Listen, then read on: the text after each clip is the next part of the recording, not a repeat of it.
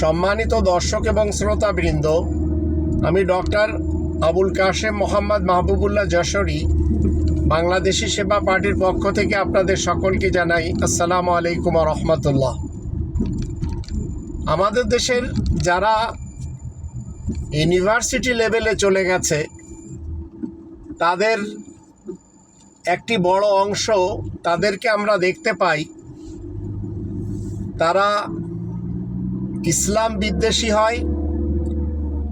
তারা নিজেদেরকে সেকুলারভাবে, মূলত এরা দলীয় ক্যাডার ছাড়া আর কিছুই হয় না। এরা বিকাশ নূরের মতো হয়, এরা আম তারেকের মতো হয়, এরা আন্দালিব রহমান পার্থ চোরপুত্র এবং ডাকাতের জামাইয়ের মতো হয়, এরা রাশেদ খানের মতো হয়। এরা কোনোদিন